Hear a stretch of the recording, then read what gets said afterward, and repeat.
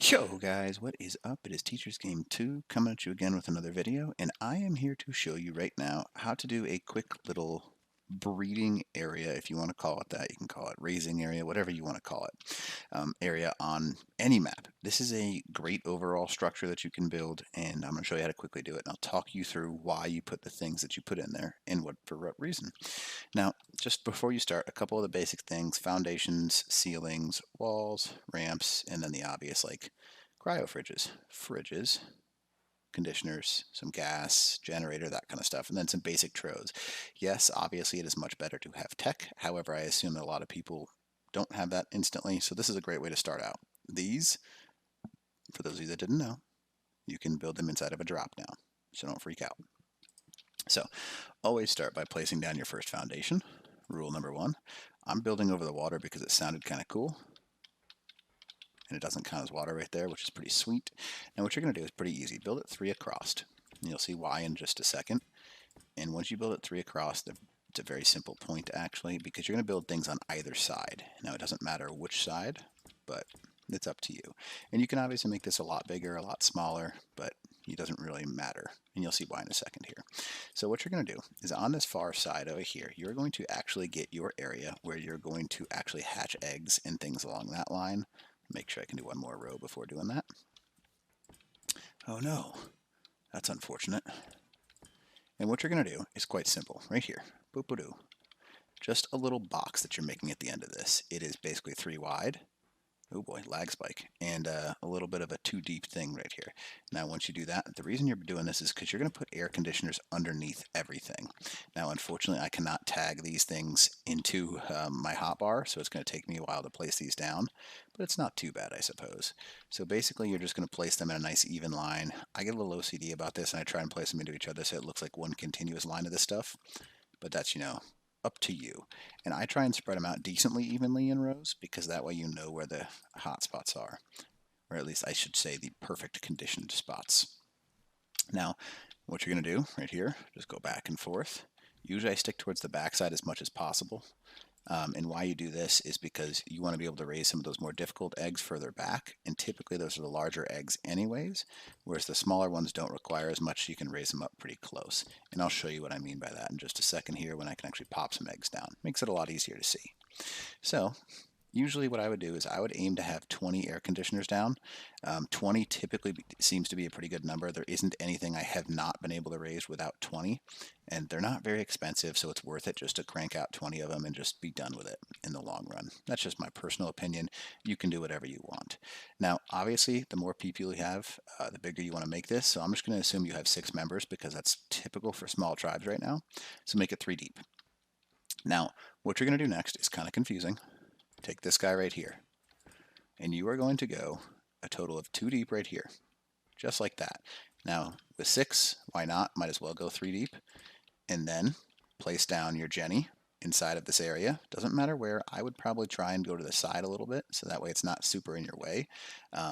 I would try and place it right about here. That's what I would do, so it's entirely up to you. You don't have to, obviously. You can put a vertical one down, doesn't matter, because you're going to put the fridges on that side anyways. I'm going to go ahead and take number 6 right here. Come on, please let me place. There it goes. So you can see it connects all those guys right there, and that's the important thing. Doesn't really matter other than that. Go ahead and toss that guy down, and apparently he doesn't want to run in the water, but you can at least see the area right here. So what you'll do now is pretty simple. Take these guys. You'll put a door right here in the long run, but it's up to you if you want to do that now or not. So with this right here, you now have an area that you can raise your babies right in this region, which is pretty nice. Now, just as you see right here, what you want to do, because wyverns, rock drakes, and all that kind of stuff, for some reason sometimes they can make it over 2.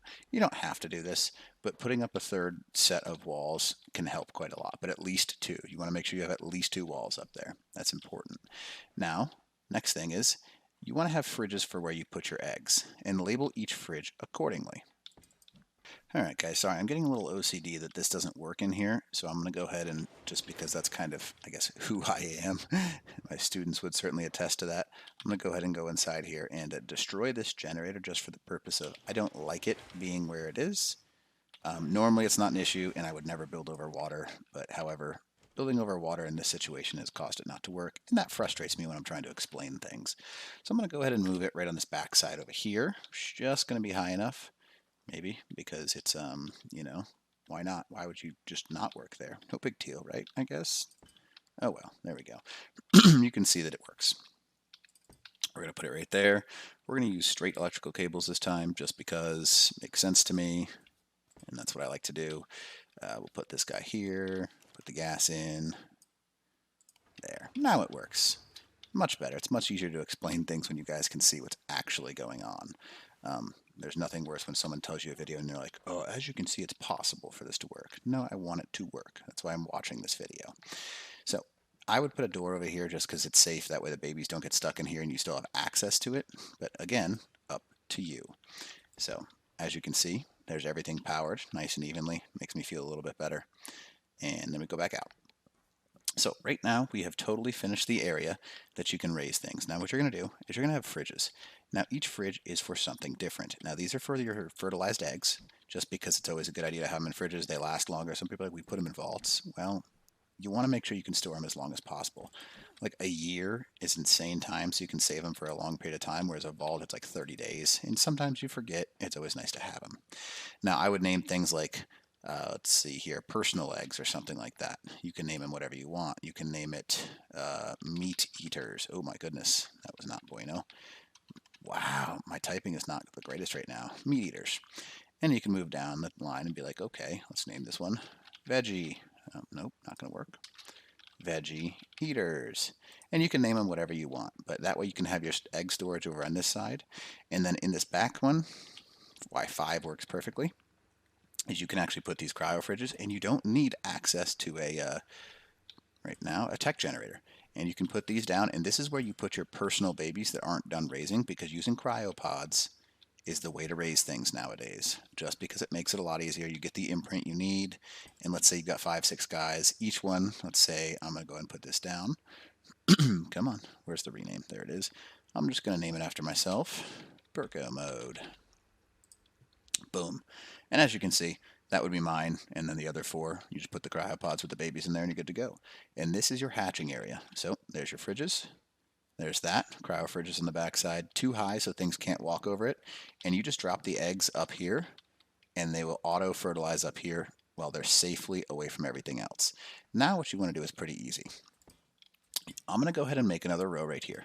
Now the reason I'm making another row, come on, latch on? Nope, really, that's going to frustrate me. Oh well, I'll do that for right now. You want to make one row on each side, and this is because down here is where you want to raise everything. So really what the goal is for this area is you want to be able to have a big pad. Oh my goodness, I hate when I do that. A big pad where you can raise as much stuff as possible. Now I'm going to go ahead and make one more row over here. And as you can see, it's just a giant pad. This is going to frustrate the crap out of me. I don't think I'll be able to do it this way. Nope, won't let me anymore. Oh well. I'll just kind of let this exist. It's frustrating, but whatever. So I have everything I need. There's my raising area. I mean, my egg popping area. And then out here, right in the middle, what you're going to do is you are going to build a wall. Now, that's why I saved one. Just like this, right in the middle. Now, the reason you're going to put this here is because it reminds you. Now, with your feeding trows, you're going to put 5 on each side. 5 is more than enough to raise pretty much anything that you want. I always try and make sure they look nice and even. That's a personal thing, but you can put them however you want.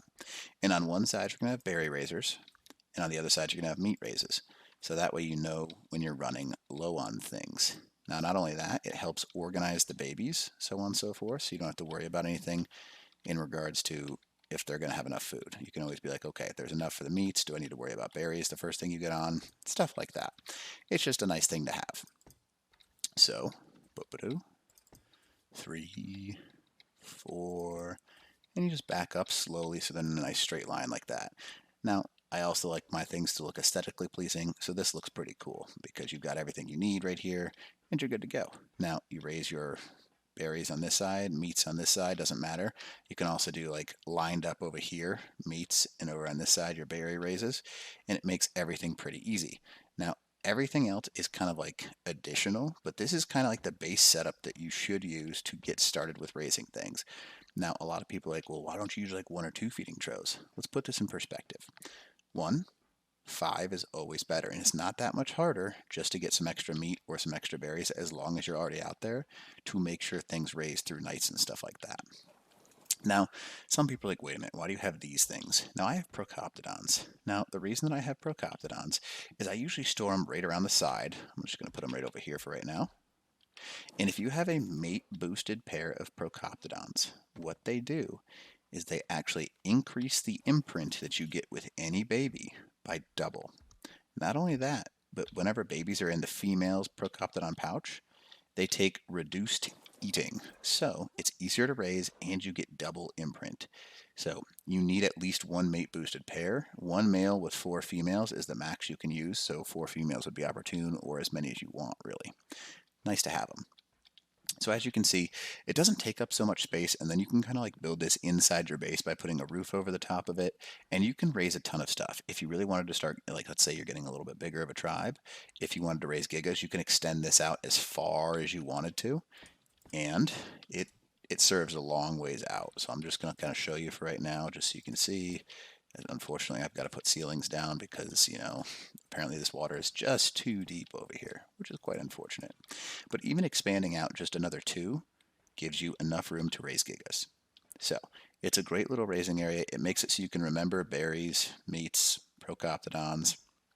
You have everything you could possibly need, and you can actually raise things up here without even having to look at the eyesore of the air conditioners. Your fridges for eggs, and your cryo fridges, so you can raise all that stuff. Anyways, hopefully this little basic pad helps you out a little bit here, but it's a really great simple thing, and it helps a lot. So hopefully this little build was useful for you, and Teachers Game 2 out.